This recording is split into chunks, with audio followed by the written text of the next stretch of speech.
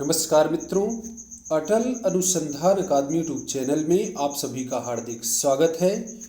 मित्रों, पिछली क्लास में आपने भारतीय संविधान की भाग 5 के अंतर्गत संघीय मंत्रिपरिषद के बारे में विस्तृत रूप से अध्ययन किया था।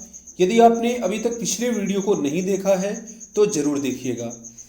मित्रों, आज के इस वीडियो में आप भारत के प्रधानमंत्री के बारे में विस्तृत रूप से अध्ययन करेंगे। तो आइए वीडियो की शुरुआत करते हैं। मित्रों, वीडियो की शुरुआत करने से पहले एक महत्वपूर्ण बात, यदि आपने अभी तक हमारे चैनल अटल अनुसंधान अकादमी यूट्यूब चैनल को सब्सक्राइब नहीं किया है तो जल्दी से सब्सक्राइब कर लें और सभी लोग वीडियो को लाइक कर दें। मित्रों, उत्तर प्रदेश उच्चतर शिक्षा सेवा आयोग द्वारा विज्ञापित विज्ञापन संख्या 51 के अंतर्गत असिस्टेंट प्रोफेसर भूगोल एवं सभी 34 विषयों के लिए असिस्टेंट प्रोफेसर फर्स्ट पेपर की तैयारी हेतु 2 अगस्त 2022 से बैच प्रारंभ किया गया था और बैच अभी भी कंटिन्यू चल रहा है। यदि आपने अभी तक वीडियो को नहीं देखा तो जरूर देखिए और अपनी तैयारी को मजबूत बनाइए। यहाँ पर एक मोबाइल नंबर दिया हुआ है 9161995278। इस पर कॉल करके आप किसी भी जानकारी को प्राप्त कर सकते हैं, लेकिन कॉलिंग टाइम आपको दिन भर कॉल नहीं करना है। शाम 7 बजे से लेकर के 8 बजे के बीच में ही कॉल करना है। इसी बीच में आपकी समस्याओं का समाधान किया जाएगा। बाकी टाइम में आप व्हाट्सएप कर सकते हैं, लेकिन आप दिन भर कॉल नहीं करेंगे। अब वीडियो की शुरुआत करते हैं। प्रधानमंत्री, the prime minister of India.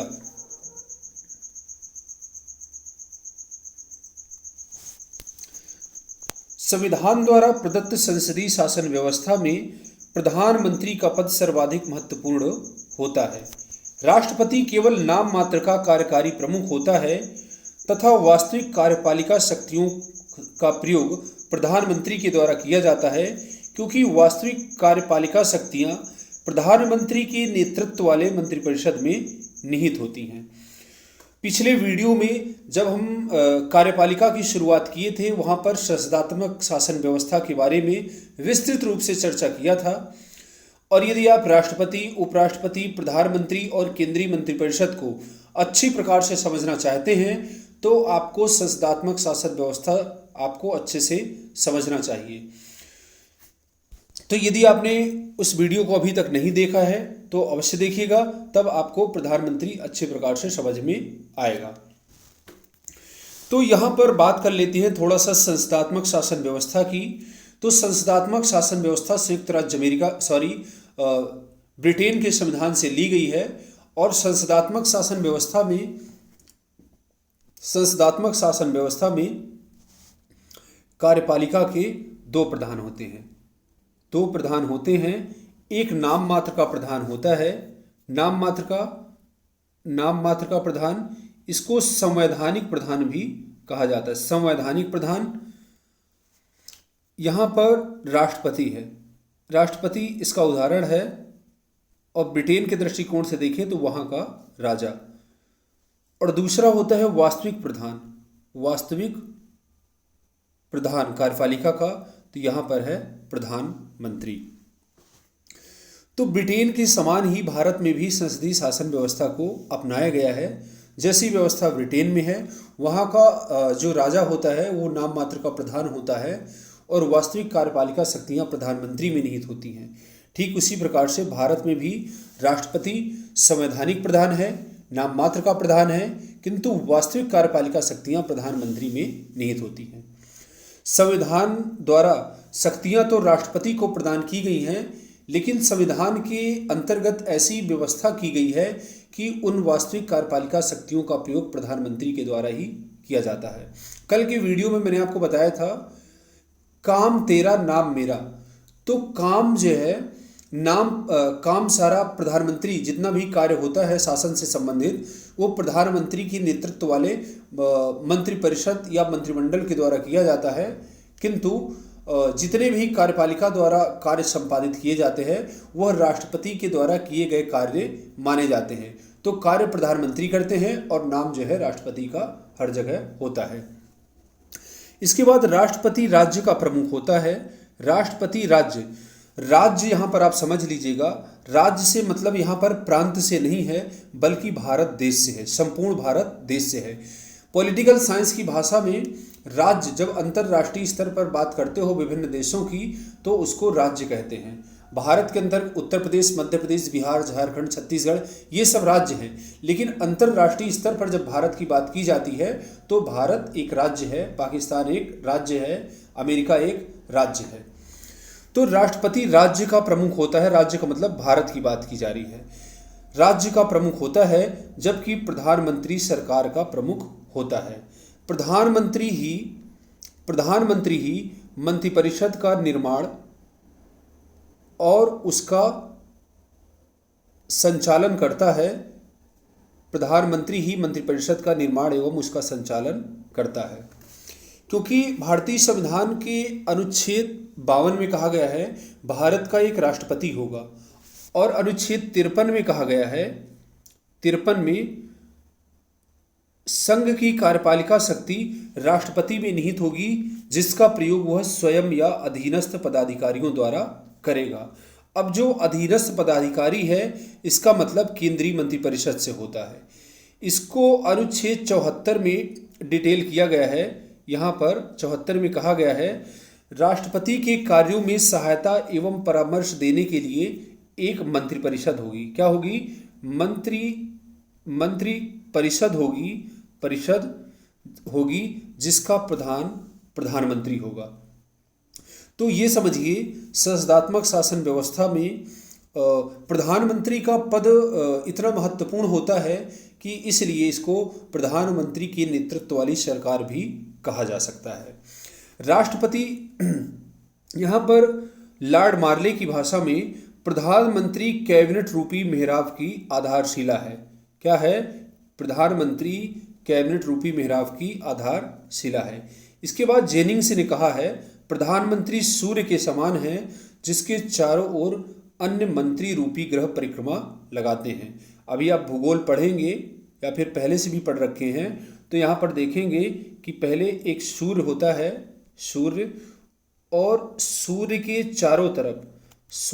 चारों तरफ अन्य ग्रह परिक्रमा लगाते हैं।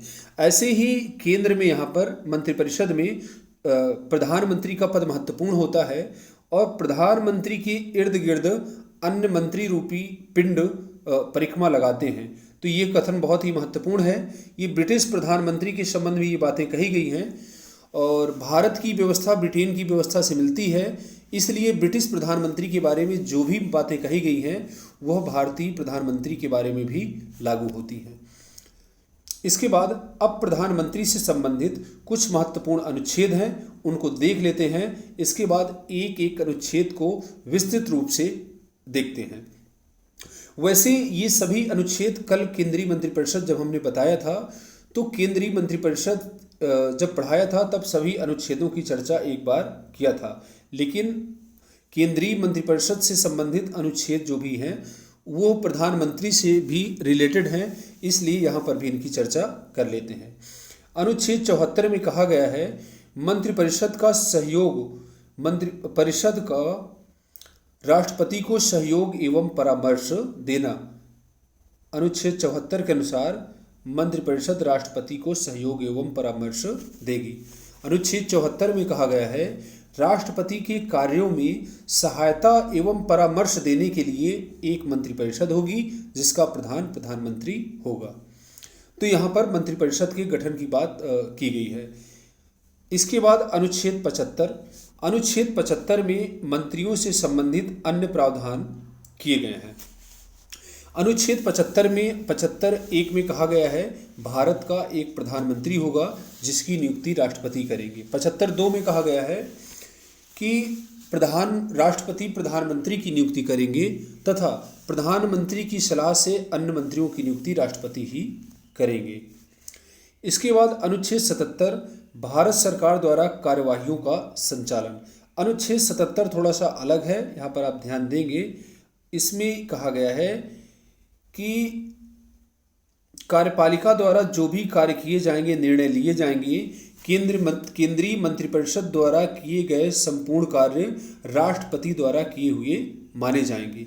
तो जो भी कार्य केंद्रीय मंत्रिपरिषद करेगी, जो भी निर्णय लिएगी, वह राष्ट्रपति द्वारा लिए गए निर्णय माने जाएंगे। इसके बाद अनुच्छेद 78।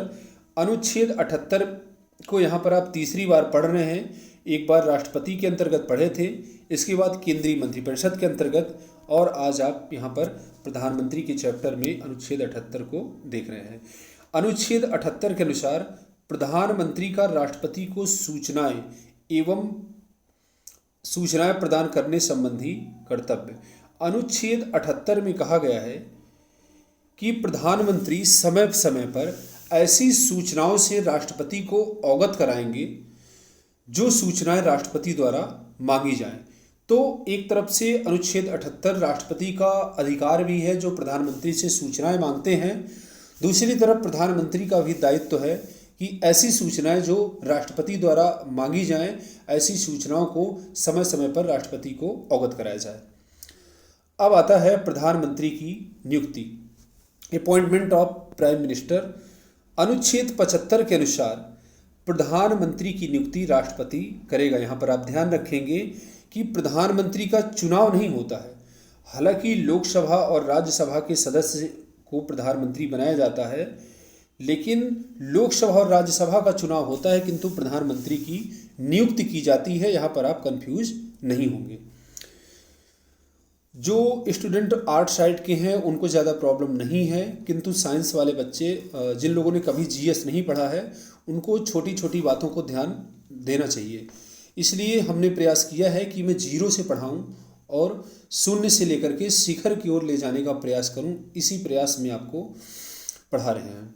राष्ट्रपति लोकसभा में बहुमत प्राप्त दल के नेता को ही प्रधानमंत्री पद पर नियुक्त करता है। तो यहाँ पर आप देख रहे हैं प्रधानमंत्री की नियुक्ति कौन करेगा? राष्ट्रपति।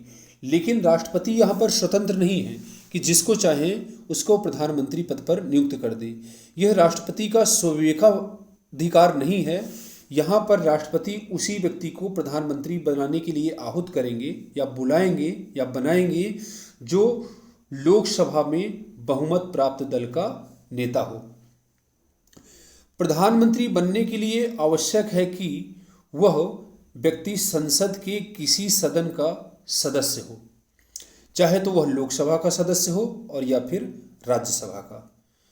यद्यपि भारत में प्रधानमंत्री आमतौर से लोकसभा का सदस्य ही होता है, किंतु संवैधानिक रूप से ऐसी कोई बाध्यता नहीं है कि वह लोकसभा का ही सदस्य हो, किंतु यह ज़्यादा लोकतांत्रिक है कि प्रधानमंत्री लोकसभा का ही सदस्य बने। तो अच्छी बात है, क्योंकि लोकसभा का जो चुनाव होता है वह प्रत्यक्ष रूप से जनता द्वारा होता है। तो लोकसभा ज़्यादा लोकतांत्रिक है और राज्यसभा का चुनाव अप्रत्यक्ष रूप से होता है। राज्यसभा राज्यों की इकाइयों का, संघ की इकाइयों का प्रतिनिधित्व करती है, जबकि लोकसभा सीधे सीधे जनता का प्रतिनिधित्व करती है। तो यदि लोकसभा से प्रधानमंत्री नियुक्त किया जाता है तो ज़्यादा लोकतांत्रिक माना जाता है, किंतु कोई बाध्यता नहीं है। अपवाद के रूप में कई प्रधानमंत्री ऐसे हैं जो लोकसभा के सदस्य नहीं थे, वह राज्यसभा के सदस्य रहते हुए प्रधानमंत्री बने हैं। तो देखते हैं यहाँ पर श्रीमती इंदिरा गांधी 1966 में जब प्रथम बार प्रधानमंत्री बनी थी तब वह राज्यसभा की सदस्य थी। इसके बाद 1996 में एच.डी. देवेगौड़ा तथा 2004 एवं 2009 में डॉक्टर मनमोहन सिंह जब प्रधानमंत्री नियुक्ति किए गए थे तब वह राज्यसभा के सदस्य थे। तो यहाँ पर आप ध्यान देंगे कि श्रीमती इंदिरा गांधी, इसके बाद प्रधानमंत्री एच.डी. देवेगौड़ा, इसके बाद 2004 एवं 2009 में डॉक्टर मनमोहन सिंह, ये राज्यसभा के सदस्य होते हुए भी प्रधानमंत्री थे। तो आपसे प्रश्न पूछा जा सकता है निम्नलिखित में से कौन से प्रधानमंत्री राज्यसभा के सदस्य थे? ऐसे प्रश्न कई बार प्रतियोगी परीक्षाओं में पूछे गए हैं। तो आपको ध्यान रखना है कि ये प्रधानमंत्री जो हमने अभी नाम लिया है यह राज्यसभा से ही सदस्य थे। इसके बाद है कोई व्यक्ति जो संसद के किसी सदन का सदस्य नहीं है वह भी प्रधानमंत्री नियुक्त हो सकता है। अभी तो हमने कहा था कि प्रधानमंत्री बनने के लिए संसद का सदस्य होना आवश्यक है, चाहे तो वह लोकसभा का सदस्य हो और चाहे तो राज्यसभा का। किंतु कोई ऐसा व्यक्ति जो किसी भी सदन का सदस्य नहीं है, चुनाव उसने लड़ा ही नहीं है, फिर भी उसको प्रधानमंत्री पद पर नियुक्त किया जा सकता है। किंतु उसको 6 महीने का समय दिया जाता है। 6 महीने के भीतर उसको संसद की सदस्यता लेनी होती है। यदि वह 6 महीने के अंदर संसद का सदस्य निर्वाचित नहीं हो जाता है तो उसे अपने पद से इस्तीफा देना होता है।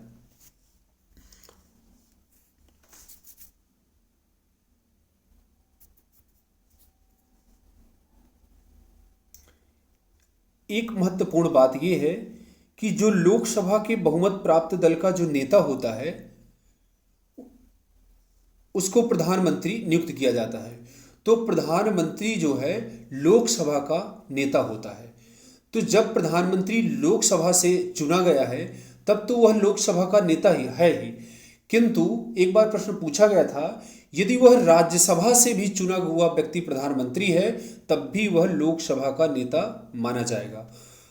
यहाँ पर आपको ध्यान देने की बात है कि यदि प्रधानमंत्री पीएम लोकसभा और राज्यसभा का सदस्य हो सकता है, तो यदि जो भी व्यक्ति प्रधानमंत्री होता है चाहे वह लोकसभा का सदस्य हो और चाहे वह राज्यसभा का सदस्य हो, वह लोकसभा का ही नेता माना जाता है। तो जैसे प्रधानमंत्री मोदी जी इन्होंने लोकसभा का चुनाव लड़ा था और इसके बाद प्रधानमंत्री नियुक्त किए गए थे, तब भी यह लोकसभा के नेता प्रधानमंत्री होंगे। और डॉक्टर मनमोहन सिंह जो है राज्यसभा से प्रधानमंत्री बने थे, फिर भी जो है यह लोकसभा के नेता प्रधानमंत्री ही डॉक्टर मनमोहन सिंह ही थे। आप ऐसा नहीं कह सकते कि वह राज्यसभा से सदस्य थे इसलिए वह लोकसभा के नेता नहीं होंगे। जो भी व्यक्ति प्रधानमंत्री होता है वह लोकसभा का नेता माना जाता है, चाहे वह लोकसभा का हो या फिर राज्यसभा का। यहाँ पर एक और बहुत ही सूक्ष्म बात है, इसको यदि आप ध्यान दें, यहाँ पर आप ध्यान दें कि किसी भी व्यक्ति को जो संसद के किसी सदन का सदस्य नहीं है वह प्रधानमंत्री नियुक्त हो सकता है, किंतु 6 महीने के भीतर उसे संसद की सदस्यता लेनी होगी। यदि वह 6 माह के अंदर संसद की सदस्यता नहीं ले पाता है तो उसे अपने पद से इस्तीफा देना होगा। दोस्तों एक उदाहरण है, मान लीजिए कोई ऐसा व्यक्ति है ना तो उसने लोकसभा का चुनाव लड़ा और ना ही राज्यसभा का, यानी वह संसद का सदस्य नहीं है, फिर भी उसको प्रधानमंत्री पद पर नियुक्त कर दिया जाता है। तो आप जानते हैं कि 6 महीने के अंदर उसको संसद की सदस्यता लेना पड़ता है, किंतु वह 6 महीने पूर्ण हो जाने के बाद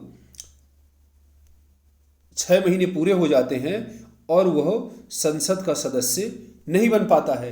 तो क्या है, अब जो है उसको त्यागपत्र देना होगा। लेकिन ऐसा नहीं हो सकता कि एक बार 6 महीने के लिए नियुक्त कर दिया और जब 6 महीने के अंदर संसद का सदस्य नहीं बन पाया तो दोबारा 6 महीने के लिए नियुक्त कर दिया, फिर नहीं बन पाया तो तिबारा, ऐसा विवाद कोर्ट में जा सकता है। तो यहाँ पर क्या है, कोई व्यक्ति जो संसद के किसी भी सदन का सदस्य नहीं है उसको केवल एक बार प्रधानमंत्री पद के लिए निर्वाचित किया जाएगा और वह भी केवल 6 महीने के अंदर। 6 महीने के अंदर वह संसद का सदस्य यदि नहीं बन पाता है तो उसको पुनः 6 महीने के लिए पुनर्निर्वाचित नहीं किया जाएगा। तो मुझे उम्मीद है जो बात मैं समझाना चाहता हूँ आपको बहुत ही अच्छे से समझ में आ गई होगी। कुछ परिस्थितियों में राष्ट्रपति प्रधानमंत्री की नियुक्ति अपने स्वविवेक से करते हैं। वैसे तो लोकसभा के बहुमत प्राप्त दल के नेता को ही राष्ट्रपति प्रधानमंत्री बनाते हैं, किंतु कुछ अपवाद हैं जब राष्ट्रपति स्वविवेक का प्रयोग करते हुए प्रधानमंत्री की नियुक्ति करते हैं। यहाँ पर कंडीशन दी हुई है। पहला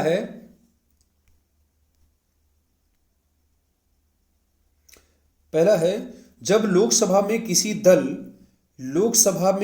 दल या दलीय गठबंधन को स्पष्ट बहुमत न मिला हो। स्पष्ट बहुमत मतलब आधे से एक अधिक, स्पष्ट बहुमत न मिला हो, तब राष्ट्रपति सबसे बड़े दल या दलीय गठबंधन के नेता को प्रधानमंत्री नियुक्त कर सकता है। खंडित जनादेश मिलता है, किसी पार्टी को पूर्ण बहुमत नहीं मिलता है, तब जो सबसे बड़ी पार्टी होगी, सिंगल लार्जेस्ट पार्टी, उसके नेता को या फिर किसी दलीय गठबंधन की नेता को प्रधानमंत्री नियुक्त करता है। उसका अपना विवेक है। इसके बाद यहाँ पर 1979 में तत्कालीन राष्ट्रपति नीलम संजीव रेड्डी ने चौधरी चरण सिंह को इस प्रकार की वैवेकी शक्ति का प्रयोग करते हुए प्रधानमंत्री पद पर नियुक्त किया था। इसके बाद है, जब बहुमत प्राप्त दल या दलीय गठबंधन में कोई निश्चित नेता न हो, बहुमत प्राप्त दल या दलीय गठबंधन में कोई निश्चित नेता न हो या दो समान रूप से प्रभावशाली नेता हों, आपस में दोनों का विवाद है, सभी दोनों लोग कह रहे हैं कि प्रधानमंत्री दोनों बनेंगे, तो ऐसी स्थिति में राष्ट्रपति अपने विवेक से प्रधानमंत्री की नियुक्ति कर सकते हैं। इसके बाद तीसरी कंडीशन यहाँ पर दी हुई है, जब प्रधानमंत्री की अचानक मृत्यु हो जाए और उसका कोई स्पष्ट उत्तराधिकारी ना हो, तब राष्ट्रपति अपने स्वविवेक का प्रयोग करते हुए प्रधानमंत्री की नियुक्ति करते हैं। 1984 में इंदिरा गांधी की मृत्यु के समय ऐसी परिस्थितियां उत्पन्न हुई थी। इसके बाद जब राष्ट्रपति लोकसभा भंग कर कुछ समय के लिए किसी को पीएम नियुक्त कर दे, लोकसभा यदि मान लीजिए लोकसभा भंग हो जाती है समय के पूर्व, तो राष्ट्रपति का विवेकाधिकार है कि वह किसी व्यक्ति को कुछ समय के लिए प्रधानमंत्री पद पर नियुक्त कर सकते हैं। इसके बाद लोकसभा में अविश्वास प्रस्ताव पारित होने पर यदि किसी सरकार के खिलाफ लोकसभा में अविश्वास प्रस्ताव पारित हो जाता है, तो फिर राष्ट्रपति अपने विवेक का प्रयोग करते हुए किसी व्यक्ति को प्रधानमंत्री पद पर नियुक्त कर सकते हैं। जैसे प्रधानमंत्री यहाँ पर वर्तमान सरकार की बात करें तो पूर्ण बहुमत की सरकार है, अविश्वास प्रस्ताव की कोई बात ही नहीं आती है। किंतु जब गठबंधन की सरकारें होती हैं, अपना समर्थन वापस लेती हैं या फिर अविश्वास प्रस्ताव पेश करती हैं सरकार के खिलाफ, तो पूर्व प्रधानमंत्री जब इस्तीफा देते हैं तो इसके बाद राष्ट्रपति का अधिकार है कि वह किसी भी व्यक्ति को प्रधानमंत्री पद पर नियुक्त कर सकते हैं। इसके बाद प्रधानमंत्री का कार्यकाल, टर्म ऑफिस ऑफ पीएम, अनुच्छेद 75(2) के अनुसार मंत्रीगण राष्ट्रपति के प्रसाद पर्यंत अपना पद धारण करते हैं। मंत्रीगण राष्ट्रपति के प्रसाद पर्यंत अपना पद धारण करते हैं। यही उपबंध प्रधानमंत्री पर भी लागू होता है। प्रधानमंत्री भी राष्ट्रपति के प्रसाद पर्यंत अपना पद धारण करता है, किंतु व्यवहारिक रूप से तब तक वह अपने पद पर बना रह सकता है जब तक कि उसे लोकसभा में विश्वास प्राप्त है। कहने के लिए तो मंत्री या फिर प्रधानमंत्री राष्ट्रपति के प्रसाद पर्यंत अपना पद धारण करते हैं, लेकिन रियलिटी ऐसा नहीं है। चुनी हुई सरकार को, जिसका लोकसभा में बहुमत है, उसको राष्ट्रपति बर्खास्त नहीं कर सकते हैं। यह राष्ट्रपति का अधिकार नहीं है। कहने के लिए तो है कि राष्ट्रपति के प्रसाद पर्यंत, जब तक राष्ट्रपति खुश है तब तक प्रधानमंत्री और मंत्री अपने कार्य पर रहेंगे, और जब खुश नहीं है तो चाहे तो जब हटा सकते हैं, लेकिन ऐसा नहीं है। चुनी हुई सरकार को राष्ट्रपति को हटाने का कोई अधिकार नहीं है। अगर ऐसा होता है तो संवैधानिक संकट खड़ा हो जाएगा, जिसका निपटारा सर्वोच्च न्यायालय फिर करेगा। यदि प्रधानमंत्री को लोकसभा में विश्वास प्राप्त हो तो राष्ट्रपति उसे बर्खास्त नहीं कर सकता। जैसे वर्तमान प्रधानमंत्री मोदी जी हैं और उनको लोकसभा में पूर्ण बहुमत प्राप्त है, पूरा समर्थन है। अब ऐसी सरकार को प्रधानमंत्री को हटाने का कोई अधिकार नहीं है, भले ही वह न ही प्रधानमंत्री को और न ही किसी मंत्री को, किसी भी मंत्री को राष्ट्रपति तभी हटाएंगे जब प्रधानमंत्री ऐसी संतुति देंगे, तब राष्ट्रपति किसी भी मंत्री को हटा सकते हैं। इसके बाद है, सामान्यतः प्रधानमंत्री अपने पद ग्रहण करने की तिथि से लोकसभा के पुनः चुनाव के पश्चात मंत्रिपरिषद के गठन तक अपने पद पर बना रहता है, किंतु वह इसके पहले भी राष्ट्रपति को अपना त्यागपत्र देता है। यहाँ पर आप याद रखेंगे कि प्रधानमंत्री अपना त्यागपत्र किसको देता है? राष्ट्रपति को। ऐसे ही मंत्री भी अपना त्यागपत्र राष्ट्रपति को ही देते हैं। इसके बाद लोकसभा में मंत्रिपरिषद के विरुद्ध अविश्वास प्रस्ताव पारित हो जाने पर उसे अपना त्यागपत्र देना पड़ता है, और यदि वह स्वयं त्यागपत्र न दे तो राष्ट्रपति द्वारा उसे पदच्युत किया जा सकता है। यदि लोकसभा में केंद्रीय मंत्रिपरिषद के खिलाफ अविश्वास प्रस्ताव पारित हो जाता है कि सरकार ठीक कार्य नहीं कर रही है, तब प्रधानमंत्री को त्यागपत्र दे देना चाहिए। किंतु यदि प्रधानमंत्री त्यागपत्र नहीं देते हैं तो उस प्रधानमंत्री को सरकार को बर्खास्त करने का अधिकार राष्ट्रपति को दिया गया है। अब बात करते हैं प्रधानमंत्री की शक्तियां एवं कार्य। Powers and functions of PM. अनुच्छेद 74 में कहा गया है राष्ट्रपति के कार्यों में सहायता एवं परामर्श देने के लिए एक मंत्रिपरिषद होगी जिसका प्रधानमंत्री होगा। राष्ट्रपति मंत्रिपरिषद की सलाह के अनुसार ही कार्य करेगा। तो यहाँ पर प्रधानमंत्री की पावर दिख रही है। यहाँ पर पहली बात क्या कहता है कि वह सहायता एवं परामर्श देगा। ये तो सिर्फ कहने की बात है, किंतु प्रधानमंत्री एवं उसका मंत्रिपरिषद ही संपूर्ण कार्य करते हैं। वो सहायता परामर्श संविधान में लिखा गया है, किंतु वास्तविक कार्यपालिका शक्तियों का प्रयोग प्रधानमंत्री एवं उसके नेतृत्व वाले मंत्रिपरिषद के द्वारा ही किया जाता है। अब यहाँ पर लिखा हुआ है राष्ट्रपति मंत्रिपरिषद की सलाह के अनुसार ही कार्य करेगा, और इस मंत्रिपरिषद का प्रधान कौन होता है? प्रधानमंत्री। इसका मतलब यह प्रधानमंत्री का अधिकार है। प्रधानमंत्री अगर कोई भी प्रधानमंत्री की नेतृत्व वाली मंत्रिपरिषद अगर कोई भी सलाह राष्ट्रपति को देती है तो राष्ट्रपति उस सलाह को एक बार सरकार को, मंत्रिपरिषद को लौटा सकता है। किंतु 44वें संविधान संशोधन अधिनियम 1978 के द्वारा राष्ट्रपति को बाध्य कर दिया गया है कि दोबारा अगर केंद्रीय मंत्रिपरिषद कोई भी सलाह भेजती है तो राष्ट्रपति को मानना ही होगा, फिर राष्ट्रपति उसको लौटा नहीं सकता। राष्ट्रपति मंत्रिपरिषद द्वारा दी गई सलाह को एक बार पुनः विचार के लिए वापस कर सकता है, किंतु मंत्रिपरिषद उसी प्रस्ताव को राष्ट्रपति के पास पुनः भेजती है, चाहे वह संशोधन सहित हो चाहे वह संशोधन रहित हो, तो राष्ट्रपति मंत्रिपरिषद द्वारा दी गई सलाह को मानने के लिए बाध्य है। इसके बाद 44वें संविधान संशोधन अधिनियम 1978 के द्वारा राष्ट्रपति को मंत्रिपरिषद द्वारा दी गई सलाह मानने के लिए बाध्य कर दिया गया है। इसके बाद व्यवहारिक रूप से प्रधानमंत्री ही भारतीय शासन व्यवस्था का सर्वोच्च अधिकारी होता है। मंत्रिपरिषद का प्रधान प्रधानमंत्री होता है। प्रधानमंत्री की शक्तियां एवं कार्य इस प्रकार से हैं। तो आइए देखते हैं प्रधानमंत्री कौन कौन से कार्य करता है। पहला है मंत्रिपरिषद का गठन करना। आप जानते हैं राष्ट्रपति प्रधानमंत्री की नियुक्ति करते हैं और प्रधानमंत्री की सलाह से अन्य मंत्रियों की नियुक्ति राष्ट्रपति द्वारा की जाती है। तो जब प्रधानमंत्री की नियुक्ति हो जाती है तो प्रधानमंत्री अपने मंत्रिपरिषद के साथियों की सूची एवं उनके विभागों के बंटवारे की सूची राष्ट्रपति को सौंप देते हैं और राष्ट्रपति हूबहू उसी सूची पर सिग्नेचर कर देते हैं। राष्ट्रपति नहीं कह सकते हैं कि इस व्यक्ति को आप प्रधानमंत्री नहीं बना सकते हैं। यह प्रधानमंत्री का अधिकार है। जो भी सूची प्रधानमंत्री द्वारा राष्ट्रपति को सौंपी जाती है उसको राष्ट्रपति मान लेते हैं। इसके बाद है मंत्रिपरिषद का गठन करना और उनके विभागों का बंटवारा करना। इसके बाद है वह किसी मंत्री को पदच्युत करने की राष्ट्रपति से सिफारिश कर सकता है।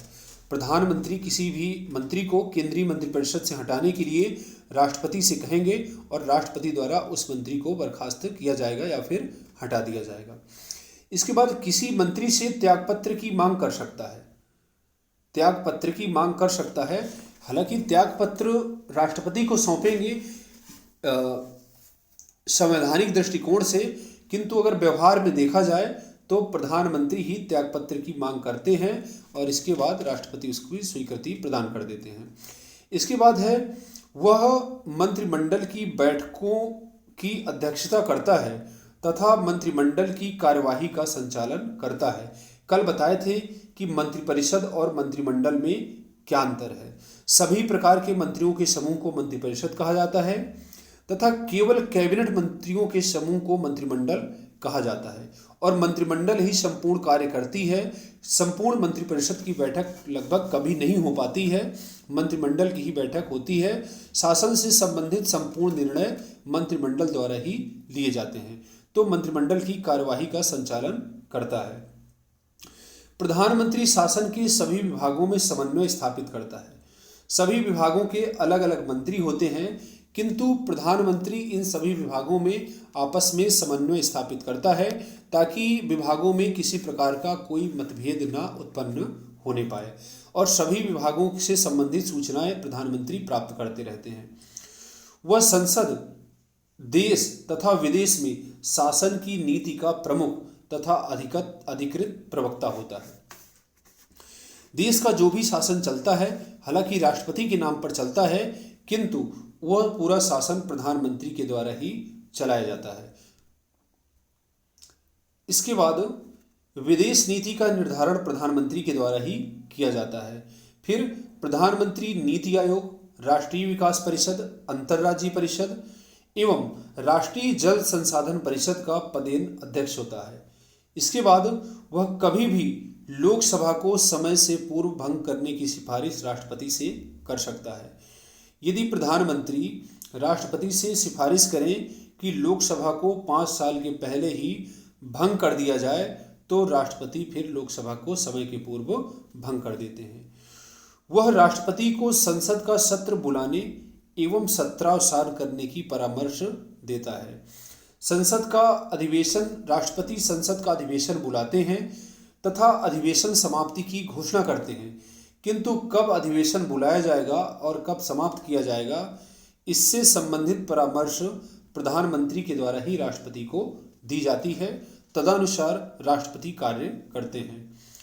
वह राष्ट्रपति एवं मंत्रिपरिषद के बीच कड़ी का कार्य करता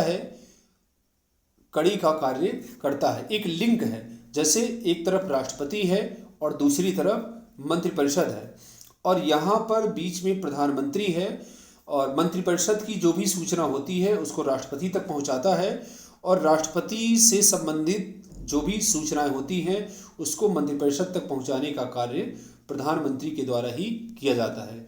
तो वह केंद्रीय मंत्रिपरिषद एवं राष्ट्रपति के बीच कड़ी है।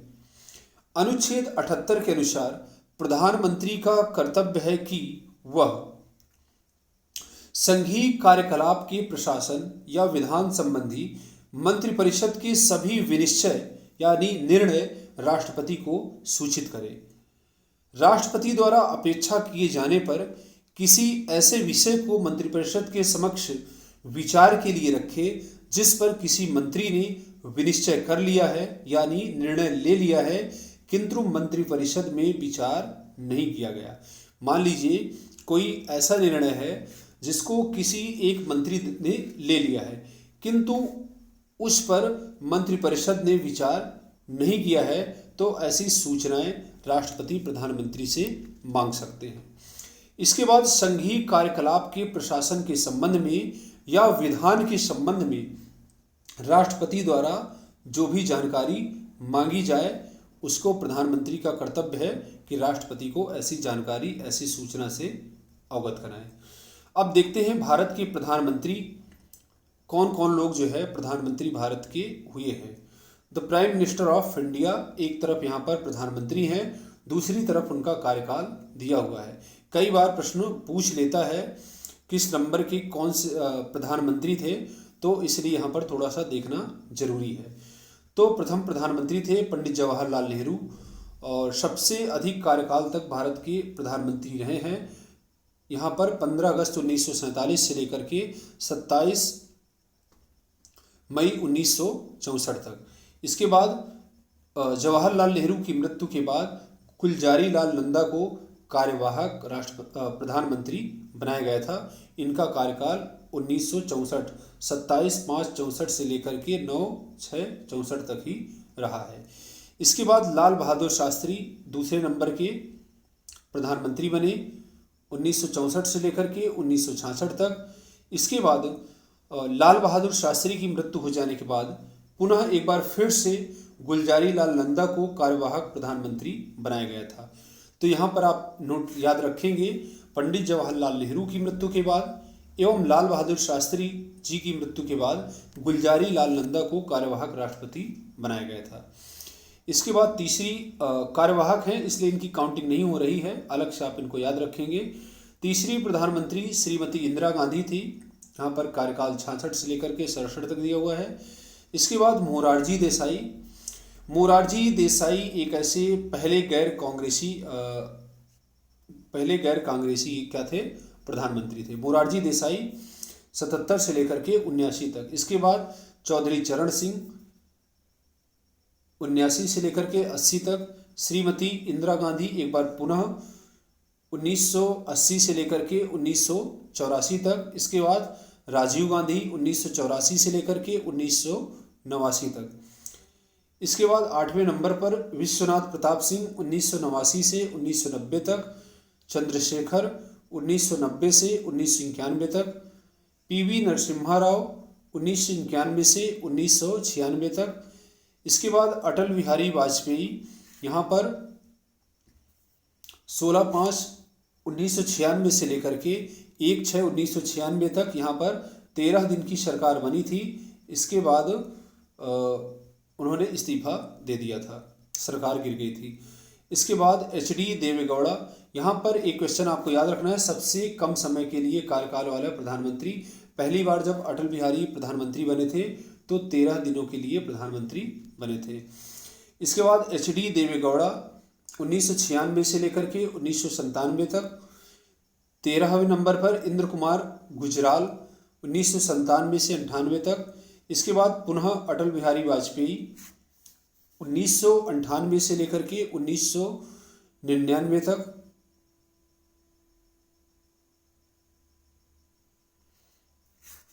इसके बाद फिर से अटल बिहारी वाजपेयी 1999 से लेकर के 2004 तक।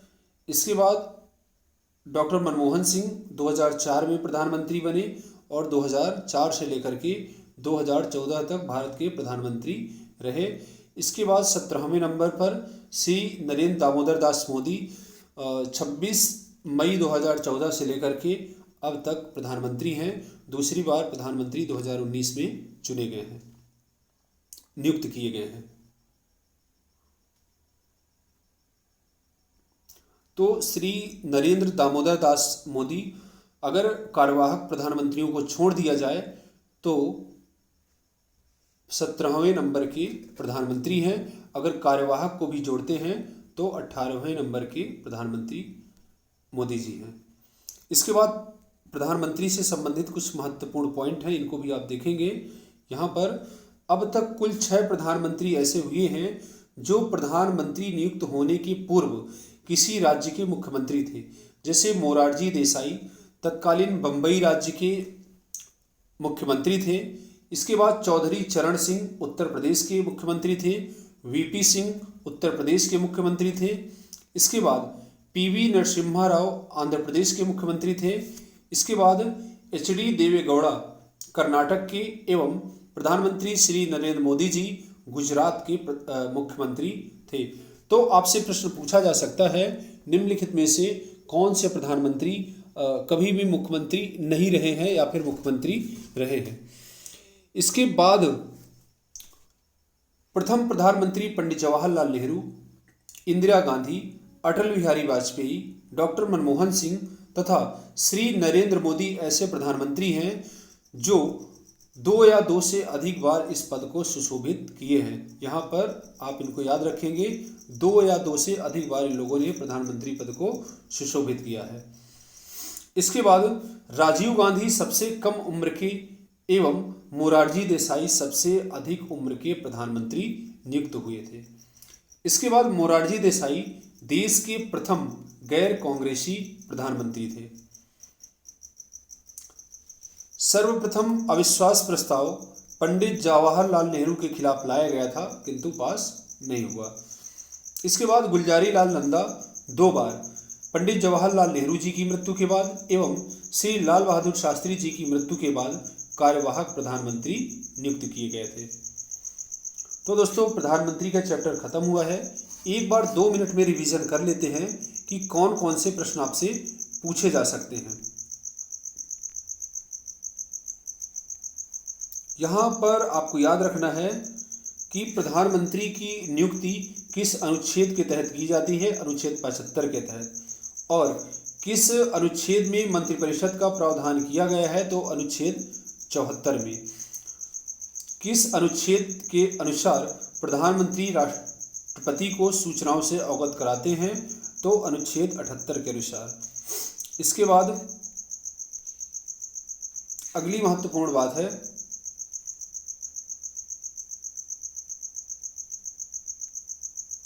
प्रधानमंत्री का कार्यकाल।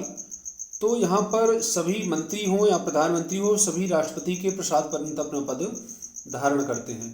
बाकी जो डिटेल वाली बातें थी उनको हमने आपको समझा दिया अच्छे से।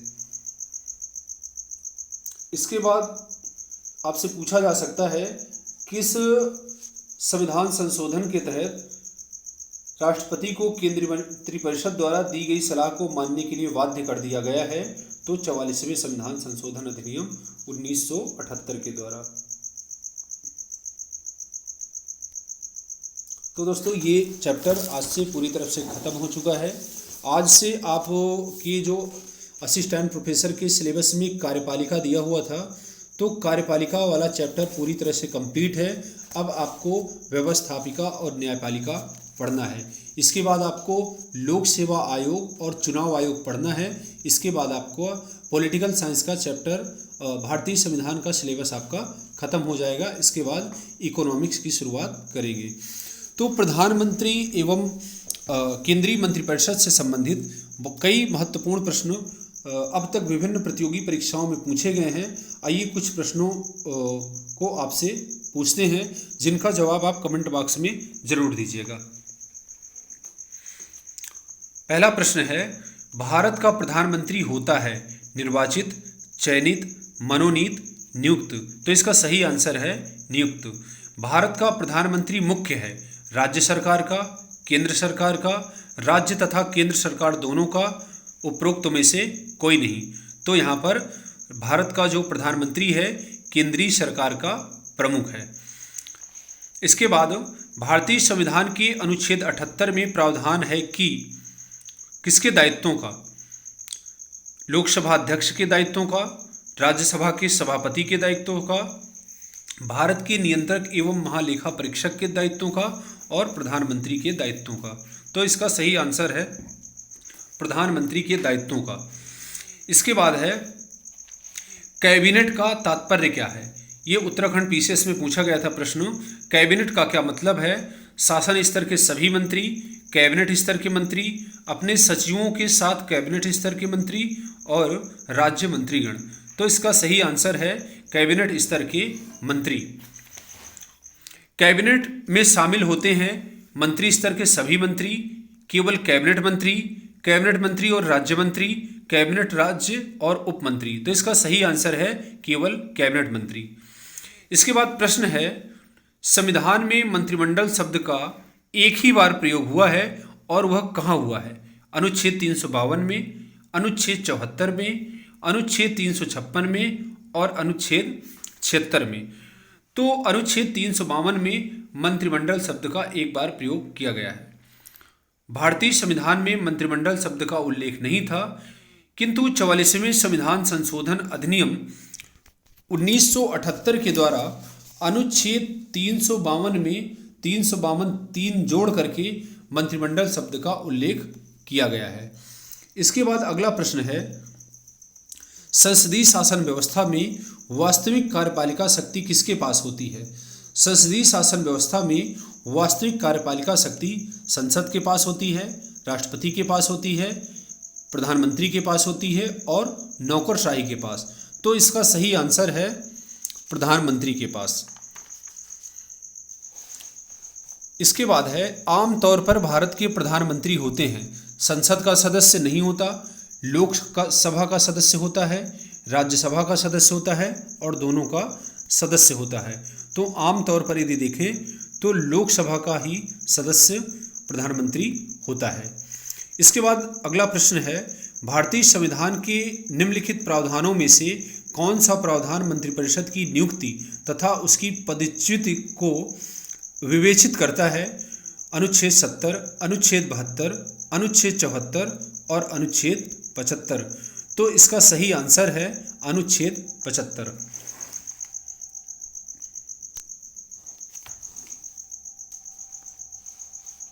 इसके बाद प्रधानमंत्री को ए नंबर लोकसभा के द्वारा नियुक्त किया जाता है, बी नंबर संसद के द्वारा चुना जाता है, सी राष्ट्रपति के द्वारा नियुक्त किया जाता है और डी नंबर लोकसभा में बहुमत प्राप्त पार्टी द्वारा नामित किया जाता है। तो इसका सही आंसर है प्रधानमंत्री को राष्ट्रपति के द्वारा नियुक्त किया जाता है। इसके बाद है, जो व्यक्ति संसद का सदस्य नहीं है वह केंद्रीय मंत्री कितने दिन तक रह सकता है? तो इसका सही आंसर है 6 माह तक। कोई व्यक्ति जो संसद का सदस्य नहीं है वह प्रधानमंत्री कितने महीने तक रह सकता है? तो 6 माह तक। चाहे प्रधानमंत्री हो या फिर अन्य मंत्री जो संसद का सदस्य नहीं है वह केवल 6 महीने तक ही अपने पद पर रह सकता है। इसके बाद है, भारत का प्रधानमंत्री किसके प्रति उत्तरदायी है या फिर जवाबदेह है? तो इसका सही आंसर है लोकसभा।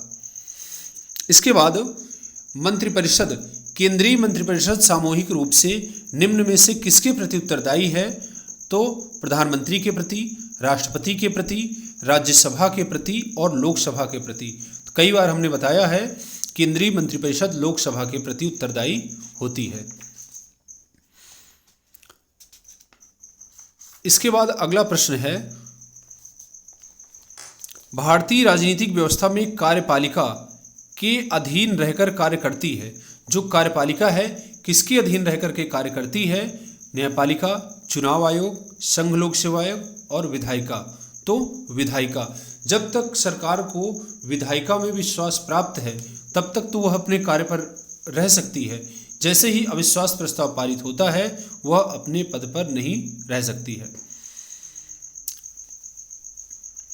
लोकसभा में मंत्रिपरिषद के विरुद्ध अविश्वास प्रस्ताव लाने हेतु न्यूनतम सदस्य संख्या कितनी होनी चाहिए? 50। इसको याद रखिएगा क्योंकि नोट में कहीं भी नहीं लिखा हुआ है। लोकसभा में मंत्रिपरिषद के विरुद्ध अविश्वास प्रस्ताव पारित करने के लिए कम से अविश्वास प्रस्ताव लाने के लिए, न कि पारित करने के लिए, लाने के लिए कम से कम 50 सदस्यों के हस्ताक्षर होने अवश्य जरूरी होते हैं। इसको आप याद रखेंगे और अपने नोट्स में इसको नोट भी करेंगे। भारत में स्वतंत्रता के पश्चात प्रथम कानून मंत्री कौन थे? B.R. अम्बेडकर, भीमराव अम्बेडकर थे। भारत के 12वें प्रधानमंत्री कौन थे? H.D. देवेगौड़ा भारत के 12वें प्रधानमंत्री थे। इसके बाद निम्नलिखित में से कौन अपने प्रधानमंत्रित्व काल में लोकसभा के सदस्य थे? तो इसका ए नंबर है देवेगौड़ा, बी नंबर है गुजराल, सी नंबर चंद्रशेखर और D number doctor Manmohan Singh. तो यहाँ पर चंद्रशेखर लोकसभा के सदस्य थे, बाकी 3 प्रधानमंत्री राज्यसभा के सदस्य थे। भारत के किस प्रधानमंत्री की मृत्यु देश के बाहर हुई थी? तो इसका आंसर है लाल बहादुर शास्त्री। बहुत सारे प्रश्न हैं, छोटे छोटे प्रश्न, उनको मैंने नोट नहीं किया है, ऐसे ही बता दे रहा हूं, तो उनको आप याद कर लीजिएगा। बहुत छोटी छोटी बातों को लिखेंगे तो मटेरियल बहुत ज़्यादा हो जाएगा, इसलिए सारी बातों को लिखा नहीं जा सकता है। और आप इसको वीडियो को अच्छे प्रकार से सुनेंगे और नोट करेंगे तो आपको याद हो जाएगा। इसके बाद है, निम्नलिखित संविधान संशोधनों में से कौन सा एक बताता है कि मंत्रिमंडल में कुल मंत्रियों की संख्या प्रधानमंत्री को सम्मिलित करते हुए लोकसभा के सदस्यों की कुल संख्या के 15% से अधिक नहीं हो सकती। 91वें संविधान संशोधन अधिनियम 2003 में हुआ था, जिसमें यह निश्चित कर दिया गया है कि मंत्रियों की कुल संख्या लोकसभा की कुल संख्या से 15% से अधिक नहीं होगी। तो इस संविधान संशोधन को भी आप याद रखेंगे। और कब हुआ था? 2003 में हुआ था। लोकसभा की कितने प्रतिशत मंत्री हो सकते हैं? तो 15%। अभी तक क्या था कि कुल 82 केंद्रीय मंत्रिपरिषद में कुल 82 लोग मंत्री बन सकते थे, किंतु पहले क्या होता था, 545 सदस्य लोकसभा में होते थे, किंतु अब 2 सदस्य, जो आंग्ल भारतीय सदस्यों की व्यवस्था थी, उसको समाप्त कर दिया गया है। अब लोकसभा में केवल 543 सदस्य होते हैं। इस प्रकार से वर्तमान समय में केंद्रीय मंत्रिपरिषद में केवल 81 लोगों को मंत्री बनाया जा सकता है। इसके बाद राष्ट्रीय सुरक्षा समिति का अध्यक्ष कौन होता है? राष्ट्रीय सुरक्षा समिति का प्रधान कौन होता है? तो इसका आंसर है प्रधानमंत्री। जय जवान जय किसान का नारा किस प्रधानमंत्री ने दिया था? तो लाल बहादुर शास्त्री। तो मित्रों, आज के लिए बस इतना ही। मिलते हैं नेक्स्ट वीडियो में। पूरा वीडियो देखने के लिए बहुत बहुत सा धन्यवाद। यदि वीडियो आपको अच्छा लगा हो तो वीडियो को लाइक करिए, सब्सक्राइब करिए व अधिक से अधिक लोगों के बीच में शेयर करिए। धन्यवाद।